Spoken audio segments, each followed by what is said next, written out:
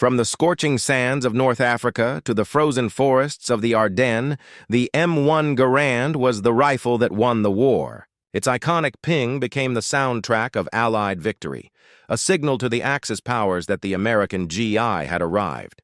But what happens when the fight gets up close and personal? When the enemy is just feet away and the rifle is too cumbersome to maneuver? This is where the sidearm becomes a soldier's last hope. For the Japanese, it was the Nambu, a pistol known for its elegance and unreliability. For the Americans, it was the Colt M1911, a heavy, rugged, and powerful .45 caliber pistol that could stop a man in his tracks with a single shot. This wasn't just a battle of nations. It was a clash of philosophies. The Japanese mocked the American sidearm, seeing it as a crude, oversized relic from a bygone era. They called it a useless brick and a hand cannon for cowards. But in the brutal jungle fighting of the Pacific, the Colt M1911 would prove them all wrong. It was a weapon of last resort, a tool for survival, and a silent testament to the American spirit. The air in the Pacific was thick with the scent of decay, rotting vegetation, stagnant water, and the metallic tang of blood. For the young American Marines, fresh from boot camp and thrust into the unforgiving crucible of Guadalcanal, every rustle in the jungle undergrowth was a potential ambush. They were a world away from the manicured lawns of home, and the enemy they faced was unlike anything they had ever imagined. The Japanese soldier, a fanatical warrior forged in the fires of Bushido, moved with a silent, deadly efficiency. Their main rifle, the Arisaka, was a bolt-action weapon of incredible accuracy and range. But in the tight confines of the jungle, it was their sidearms that often decided a firefight. The Japanese officer's pistol of choice was the Type 14 Nambu, a beautifully crafted weapon that looked more at home in a museum than on a battlefield. Its sleek lines and ergonomic grip were a testament to Japanese craftsmanship, but its performance in the field was notoriously subpar.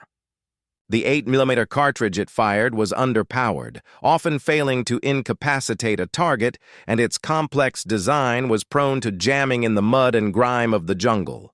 American GIs and Marines quickly learned to fear the Arisaka, but they held a quiet contempt for the Nambu, which they often derisively called the baby Nambu for its small caliber. For their part, the Japanese looked at the American M1911 with a mixture of amusement and disdain. Its large frame and heavy .45 caliber slug seemed like an anachronism, a holdover from the Wild West. They saw it as clumsy, a weapon for men who couldn't hit their mark with a rifle and had to resort to a crude, oversized pistol. They mocked its size and the loud, thunderous report it made, a sound that they believed gave away a soldier's position. But what the Japanese failed to understand was that the M1911 wasn't designed for elegance or precision at a distance. It was designed for one purpose and one purpose only, to stop an enemy soldier in his tracks. Its .45 caliber round, a slow-moving but heavy slug, delivered a massive amount of kinetic energy upon impact, often causing a devastating shock to the human body. It was a brutal, no-nonsense weapon for a brutal, no-nonsense war. In the early stages of the Pacific Campaign, the Japanese had the upper hand, their jungle fighting tactics and familiarity with the terrain giving them a significant advantage. The Americans were learning on the fly, their doctrine of open-field warfare proving ill-suited for the close-quarters combat of the jungle. It was during this period that the M1901's true value began to emerge. A Marine named Private Miller, separated from his squad during a patrol, found himself face-to-face with a Japanese officer. The officer, a man of slight build but steely eyes, drew his Nambu, a look of grim determination on his face. Miller, his M1 Garand empty, instinctively reached for the M1911 holstered at his hip. As the Japanese officer raised his pistol, a silent taunt in his eyes, Miller drew his own. The Nambu fired first, a sharp but almost harmless pop as the round whizzed past Miller's head. Miller's M1911 roared in reply, a deep, resonant thud that seemed to shake the very air. The .45 caliber slug struck the Japanese officer in the chest, and the effect was immediate and catastrophic. He didn't fall back or recoil. He simply dropped, as if a puppet's strings had been cut. The look of disdain on his face was replaced by one of pure, unadulterated shock. It was a scene that would be repeated countless times across the Pacific. The M1911 wasn't pretty, it wasn't quiet, but it was deadly. And as the Americans began to adapt, to master the art of jungle warfare, the M1911 became more than just a last-ditch weapon. It became a symbol of their resilience and a quiet, brutal answer to the arrogance of their enemy. But the Japanese were not easily deterred. They simply adjusted their tactics, and the next encounter would be far more than just a test of sidearms. It would be a test of will. The relentless rain on Guadalcanal turned the jungle floor into a treacherous morass of mud and leeches, a perfect breeding ground for both disease and despair. For Sergeant Frank "Rocky" Rinaldi and his squad of battle-hardened Marines, the weather was just another enemy to contend with. They had been on the island for months, the initial shock of combat replaced by a grim, weary routine of patrols and ambushes. They had seen firsthand the devastating power of the Colt 45, a weapon Rocky had initially dismissed as an oversized paperweight. But after seeing it save the lives of his men more times than he could count, he had come to respect its brutal efficiency. He'd watched as a Japanese officer who had managed to get within bayonet range of a young private was stopped dead in his tracks by a single perfectly placed shot from the private's M1911. The officer, his Nambu pistol still clutched in his hand, had a look of confused disbelief on his face, as if he couldn't comprehend how a weapon he had so derided could be so devastating. But the Japanese high command was not blind to the changing tides of battle. Intelligence reports began to filter back to Tokyo, detailing the effectiveness of the American .45 caliber pistol in close-quarters combat. Initially, these reports were met with skepticism. The Japanese military, steeped in a tradition of meticulous, almost artistic craftsmanship, found the American sidearm to be uncouth and barbaric. The Nambu, with its elegant design and lighter 8mm round, was seen as a weapon befitting a warrior. The M1911, by contrast, was a blunt instrument, a tool of brute force. They dismissed the American successes as flukes, a result of poor tactics and a lack of proper training on the part of their own soldiers. But as the American advance through the Pacific Islands continued, the evidence became undeniable. The Japanese were losing more and more men in hand-to-hand and close-quarters engagements, and the American M1911 was often the cause. A new directive was issued to Japanese officers in the Pacific Theater.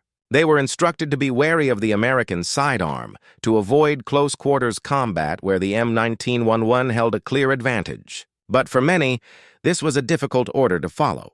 The Japanese military doctrine, built on the principle of seishin, or spiritual strength, emphasized the importance of a final, decisive assault. This often led to suicidal banzai charges, where Japanese soldiers, many armed with nothing more than bayonets and grenades, would rush the American lines in a desperate attempt to overwhelm them. In these chaotic, brutal moments, the M1911 truly shined. It was a weapon designed for this exact kind of chaos. Its heavy recoil was manageable, and the massive .45 caliber round was almost guaranteed to stop an attacker. Stories of its effectiveness began to circulate among the American ranks, tales of a single round from a Colt 45 stopping a full-speed charge. For the Japanese, it became a source of increasing frustration and fear. Their own Nambu pistol, so elegant and refined, was proving to be a liability. The 8mm rounds it fired would often just wound a target, a significant issue when facing an enemy that was pushing forward relentlessly. They had to fire multiple shots to achieve the same effect as a single shot from the M1911. The time it took to do this could be the difference between life and death. The shift in perception was palpable. What was once a source of mockery became a source of dread. The thud of a Colt 45 was a sound that no Japanese soldier wanted to hear, for it was often the last sound they would ever hear. Sergeant Rinaldi's squad was on a patrol near the Matanikau River when they stumbled upon a hidden Japanese bunker. The ambush was immediate and devastating. The air filled with the sharp crack of Arisaka rifles and the whine of ricocheting bullets. 2 of Rocky's men were hit in the initial volley. The rest of the squad dove for cover, returning fire with their M1 Garands. But the Japanese had the high ground and were entrenched in a fortified position. The only way to dislodge them was to get up close and personal. Rocky, a veteran of several such encounters, knew what he had to do. He reached for the 2 hand grenades on his belt, his heart pounding a furious rhythm against his ribs. He turned to the 2 remaining men in his squad, Private Miller and Private Jones, and gave them a simple order. "Suppressing fire now!" He watched as they laid down a blistering volley of rifle fire, the ping of their Garand's empty clips echoing through the jungle. As the Japanese fire momentarily slackened, Rocky lunged forward, his body a blur of motion. He had to be fast. He had to be accurate. He pulled the pins on his grenades with his teeth, his hand a blur of motion. He hurled one, then the other, the small, deadly ovals sailing through the air toward the bunker's entrance. But just as he was about to retreat, a Japanese soldier, a young man with a look of fanatical determination on his face, burst out of the bunker, his Type 14 Nambu raised. Rocky didn't have time to reload his rifle. He drew his M1911. The Japanese soldier fired first, the tiny 8mm round stinging Rocky's arm, but doing little more than breaking his skin. Rocky's Colt 45 roared in reply, and the powerful .45 caliber slug found its mark. The Japanese soldier's charge was instantly halted. He crumpled to the ground, his body a lifeless heap, the Nambu pistol falling from his hand. The grenades exploded a moment later, a deafening concussion that shook the earth. Rocky had survived, but he was wounded. He had his M1911 to thank for that. But the skirmish was not over. The bunker had been silenced, but the Japanese were masters of deception. And what Rocky didn't know was that a second, even larger force was waiting just beyond the tree line. The wound on Sergeant Rocky Rinaldi's arm was more than just a physical injury. It was a painful reminder of the brutal efficiency of the Japanese soldier's last stand. The small caliber Nambu round had not stopped him, but it had left a deep, searing gash. He had survived, but the encounter had reinforced a grim reality.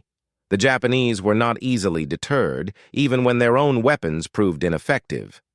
He and his 2 remaining men, Private Miller and Private Jones, had managed to retreat from the area, a series of grenade blasts and the decisive thud of his own M1911, leaving behind a scene of chaos and death. But they were deep behind enemy lines, and the jungle was a labyrinth of hidden dangers. As they moved, the sounds of the jungle, once a cacophony of life, now seemed to whisper with the promise of death. Every rustle of a leaf, every snap of a twig, was a potential sign of an unseen enemy. It was during a brief moment of rest, as they huddled beneath a canopy of dense foliage, that they heard a new sound, one they had never heard before, the distinctive, metallic clink of Japanese bayonets being fixed to rifles. This wasn't a patrol. This was a larger force, a hunting party, and they were closing in.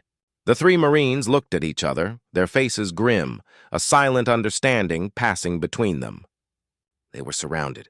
They had no way to call for reinforcements, and their ammo was running low. Their M1 Garands were their primary weapons, but in the close confines of the jungle, they would be forced to use their sidearms. This was the moment the M1911 was made for, the moment of last resort. The Japanese, for their part, were a new breed of soldier. The High Command, realizing the folly of their initial assumptions, had begun to reevaluate their tactics and equipment.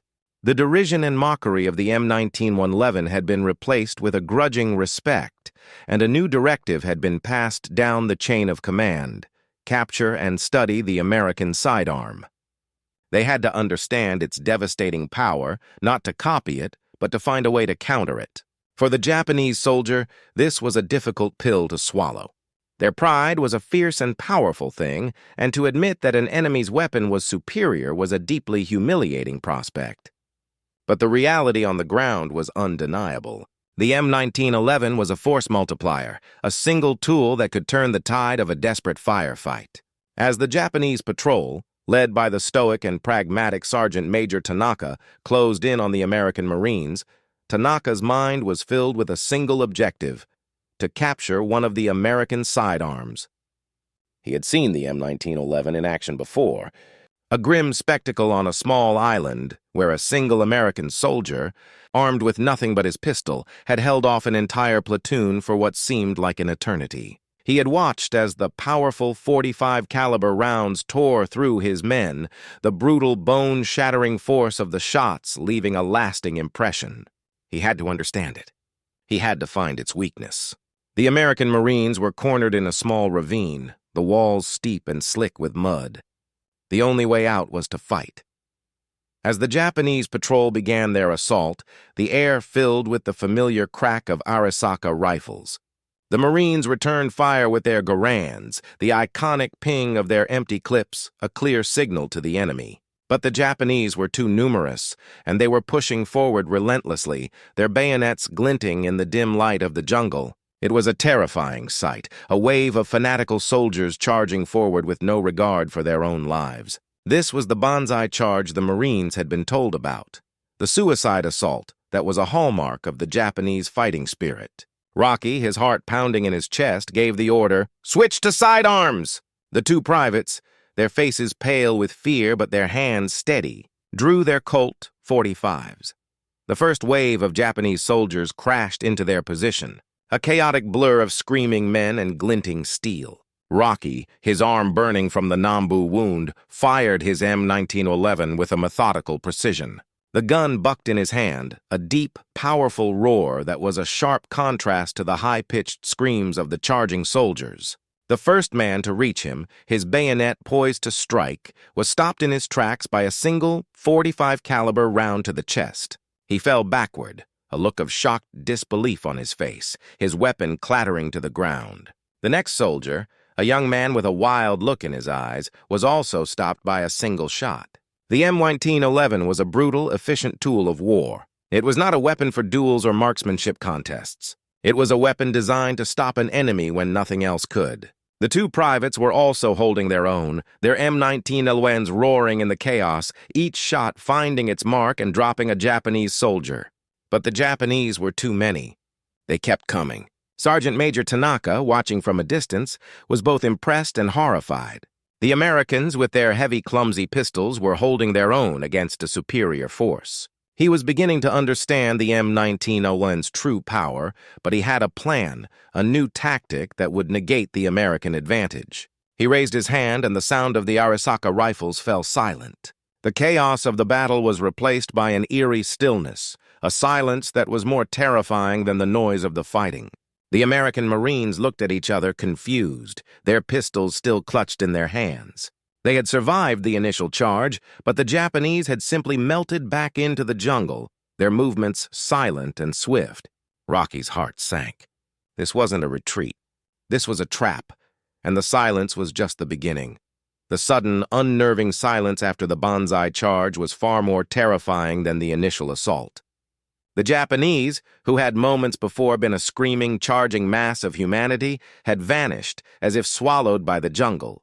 Sergeant Rocky Rinaldi and his two remaining men, Privates Miller and Jones, were left in a small, muddy ravine, their hearts still pounding from the brutal close-quarters combat.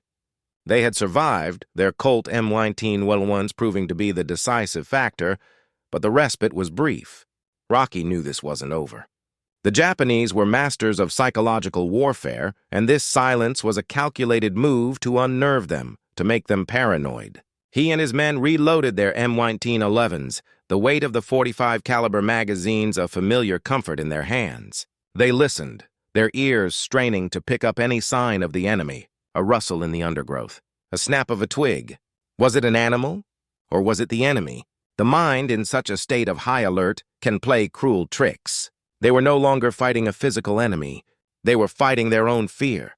This new tactic was the brainchild of Sergeant Major Tanaka, a man who had quickly come to respect the American M1911. He had witnessed its devastating power and realized that a frontal assault was futile. He had to fight on his own terms, to use the jungle as his ally.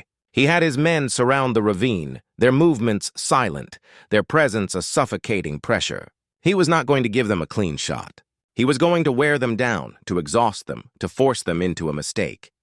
For the Japanese soldiers, the respect for the M1911 had grown into something more akin to fear. The stories of its one-shot stopping power had spread through the ranks like a wildfire. They had seen it with their own eyes, a single, powerful slug dropping a man in his tracks.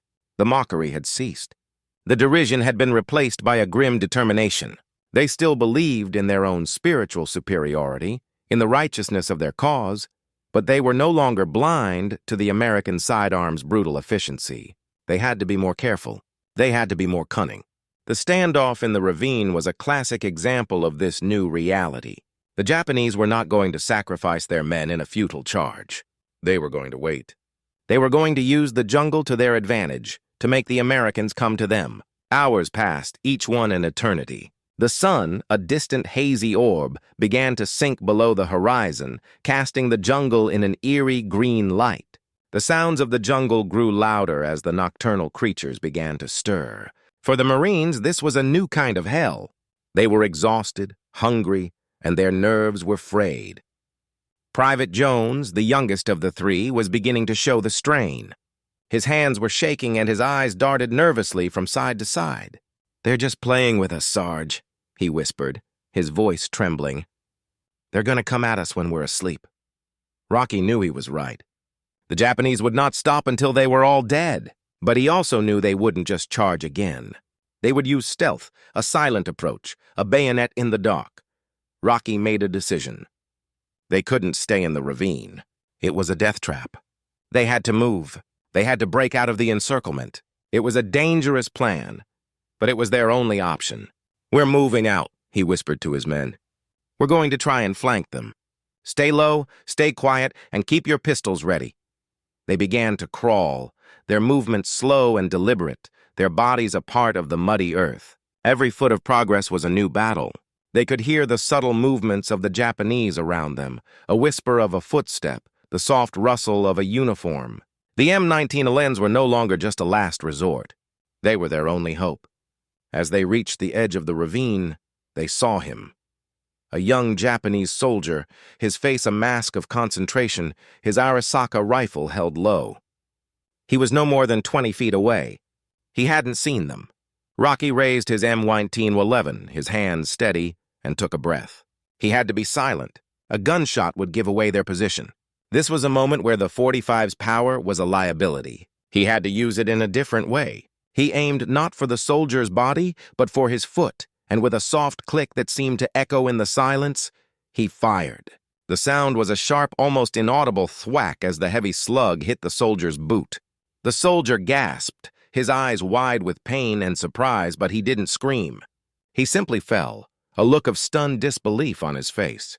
Rocky had his chance. He motioned for his men to move, and they scurried past the fallen soldier and into the dense foliage.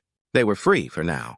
But Sergeant Major Tanaka, hearing the subtle sound of the shot, knew exactly what had happened. His prey had escaped, but they were still on his island, and he would hunt them down. The game was far from over, and the final encounter would prove to be a test of both will and weapon. The brief, quiet encounter in the jungle was a small victory, a testament to the Marines' adaptability and the brutal, silent power of the M1911. But for Sergeant Rocky Rinaldi and his two men, it was little more than a temporary reprieve.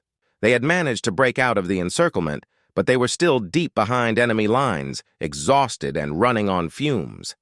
The jungle, a living, breathing entity, seemed to conspire against them. The humidity was a suffocating blanket, the insects a constant torment, and the omnipresent threat of the enemy a relentless mental drain. Sergeant Major Tanaka, a man of quiet determination and fierce pride, had not given up the chase. The single muffled shot from the Americans' M1911 had been a clear signal. His prey was wounded, but they were still moving. He and his men were the hunters, and the American Marines were the hunted. This was no longer just a mission. It was a matter of honor. The American pistol, so crude and simple, had become a symbol of his enemy's resilience, and he would not rest until he had captured one for himself. A trophy that would prove to his superiors and to himself that he had understood its power and had found a way to overcome it. The chase continued for 2 long days, a brutal, grueling marathon through the unforgiving terrain of Guadalcanal. Rocky and his men, living on a diet of stale rations and a gnawing dread, were beginning to lose hope. Their morale was at an all-time low, and the psychological strain was beginning to take its toll. Private Jones, who had already shown signs of fraying nerves, was starting to hallucinate, seeing Japanese soldiers in every shadow. Private Miller, the quieter of the two, had a grim, determined look on his face, but his movements were slow and weary. The Japanese, on the other hand, were in their element. They moved through the jungle with a silent, almost predatory grace. They were born to this kind of warfare, and their physical and mental endurance was a testament to their rigorous training. They were not just soldiers. They were shadows, and the American Marines were their unwitting prey. As they closed in on the Americans, Sergeant Major Tanaka began to formulate a plan for the final encounter. He would not rely on a frontal assault, a tactic that had already proven to be a failure. He would use the jungle to his advantage. He would create a trap, a situation where the M1911's raw power would be negated, where the Americans' exhaustion and lack of ammunition would be their downfall. He found the perfect location. A small, dry cave on a hillside, a natural fortress that the Marines would be drawn to. It was a perfect choke point, a place where the Japanese could control the terms of the engagement. He and his men moved ahead, their movements silent, their presence a suffocating pressure that seemed to squeeze the very air out of the jungle. Rocky, seeing the cave as a potential sanctuary, a place where they could finally rest, led his men inside. It was a brief moment of hope, a false sense of security that was quickly shattered. They were trapped. They could hear the subtle, almost inaudible sounds of the Japanese surrounding the cave's entrance. The air was thick with the scent of human bodies, and the silence was a living, breathing thing. This was it. The final showdown. The Japanese, with a single clear command, began their final assault. They did not charge. They did not scream. They simply began to methodically close in, their movements a silent, deadly ballet. Rocky, his heart pounding in his chest, knew what they were doing. They were going to force them out, to make them come to them. He and his men took up positions near the entrance, their M1911s held at the ready. They had only a few magazines left, and every shot had to count. The first Japanese soldier appeared at the entrance, a dark silhouette against the fading light. He was not armed with a rifle, but with a grenade. He pulled the pin and lobbed it into the cave. Rocky, with a speed born of instinct, snatched it out of the air and hurled it back out. The explosion a deafening concussion that shook the earth. But it was just a diversion. As the smoke cleared, 2 more Japanese soldiers appeared, their Arisaka rifles pointed at the entrance. They did not fire. They simply stood there, a silent taunt, waiting for the Americans to make a move. This was the trap. The psychological game that Sergeant Major Tanaka had planned. Rocky knew that if they stayed in the cave, they would be picked off one by one. They had to fight their way out. He gave the order. On my count. 1, 2, 3. They burst out of the cave, their M1911s roaring, the sound of the .45 caliber slugs a thunderous, defiant reply to the silent menace of the Japanese. The first 2 Japanese soldiers were stopped dead in their tracks, their bodies a lifeless heap on the ground. But more of them appeared, their movements a blur of speed and ferocity. This was the moment of truth. The final, brutal, and bloody confrontation that would decide the fate of the 3 Marines. But what they didn't know was that Sergeant Major Tanaka was waiting for them, and he was not going to let them get away this time. The final desperate push out of the cave was a chaotic blur of sound and motion. The M1911s of Sergeant Rocky Rinaldi and his 2 men roared, the heavy, thundering sound of the .45 caliber slugs, a brutal punctuation to the desperate screams of the charging Japanese. They had broken free of the choke point, but they were not in the clear. The surrounding jungle, once a place of terrifying mystery, now felt like a suffocating pressure cooker, with Japanese soldiers appearing from every shadow, their movements silent and swift. Rocky, his arm burning from the Nambu wound, fired his Colt .45 with a grim determination, each shot a testament to his sheer will to survive. He had seen too many of his men die, and he was not going to be the next one. He watched as the heavy .45 caliber rounds, the same rounds that the Japanese had once mocked, tore through their bodies, the impact a grotesque display of raw kinetic energy. But there were too many of them. Private Jones, the youngest and most rattled of the 3, was hit by an Arisaka round and fell, his body a lifeless heap on the muddy ground. His M1911 clattered to the earth, a silent monument to his courage. Private Miller, seeing his friend fall, let out a primal scream of rage and charged forward, his own M1911 blazing. He took down 2 Japanese soldiers before he was struck by a bayonet and fell, his last breaths a gurgle of blood and defiance. Rocky was alone. He was a ghost now, a one-man army in a sea of enemies. He was out of ammunition for his M1911 and he had nowhere to go. He backed into a small, muddy ditch, his back against a wall of thick vines, his heart pounding in his chest. He was surrounded. He could hear the Japanese closing in, their movements a suffocating pressure. He had no more bullets for his Colt 45. It was a useless brick now, just as the Japanese had once called it. But he still had one last card to play. Sergeant Major Tanaka, a man of quiet determination and a deep respect for his enemy, emerged from the tree line. He was alone, his own pistol, a Nambu clutched in his hand. He was not going to let his men kill the American. He wanted to do it himself. He wanted to understand the man who had fought so fiercely, the man who had survived against all odds. He walked forward, his movements slow and deliberate, and stood on the edge of the ditch, looking down at Rocky. Rocky, his eyes wide with exhaustion and fear, looked up at him. The 2 men, a world apart in culture and philosophy, were united in this moment by a shared sense of grim reality. "You are a worthy opponent," Tanaka said in surprisingly good English, his voice a low, gravelly whisper.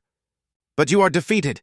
Your weapon, which my men once mocked, is out of bullets. You have no more power." Rocky said nothing. He simply looked at the M1911 in his hand, a heavy, silent testament to the brutal battles he had fought.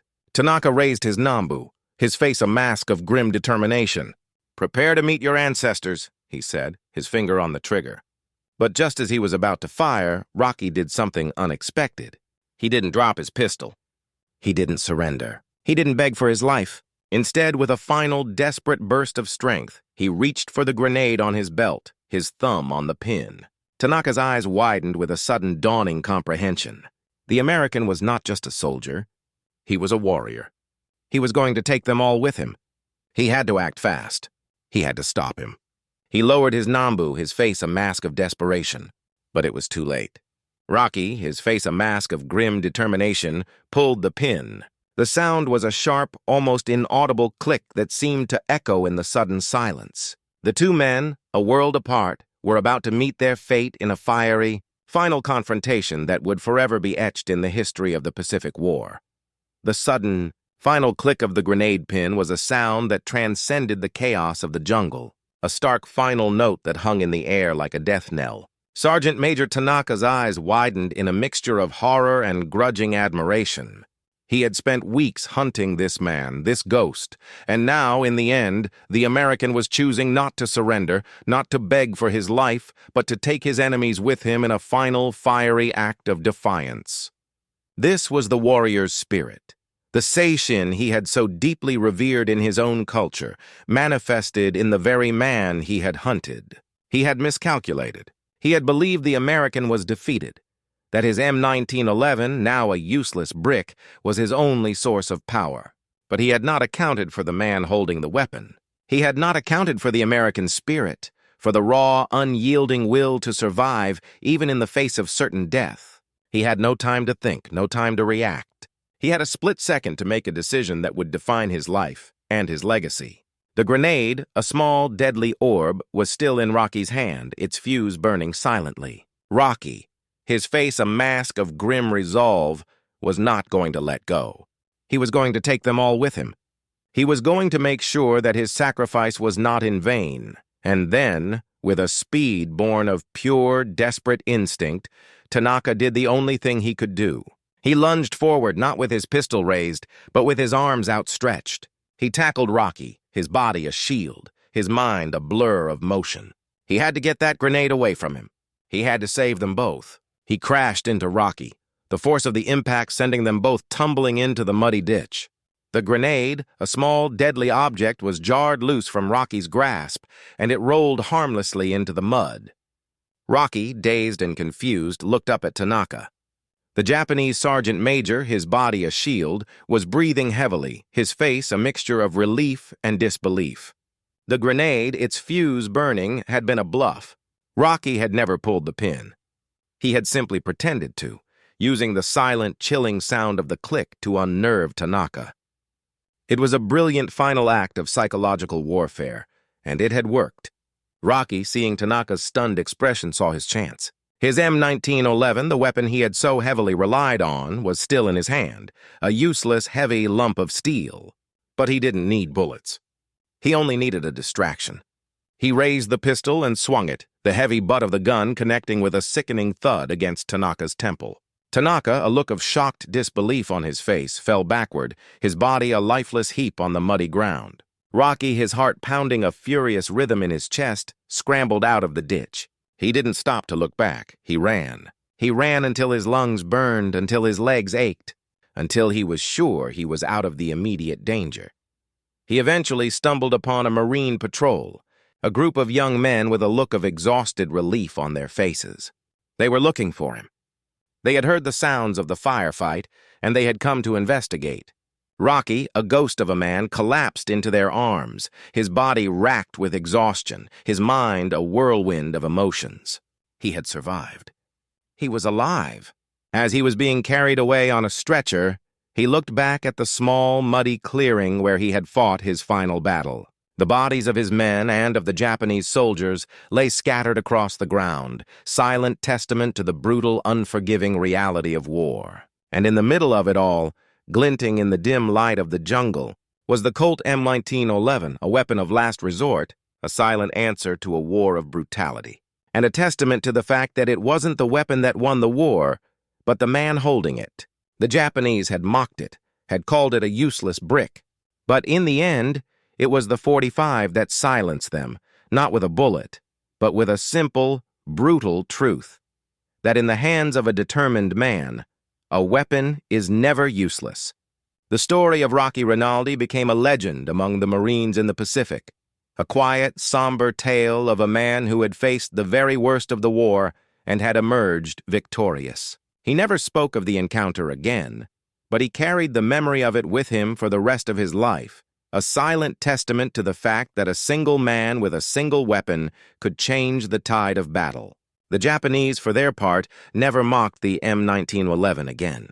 They had seen its power, they had seen its fury, and they had learned a lesson that would forever change the way they fought the war. It was a lesson learned in blood in the brutal, unforgiving crucible of the Pacific. A lesson learned with a single, brutal final shot.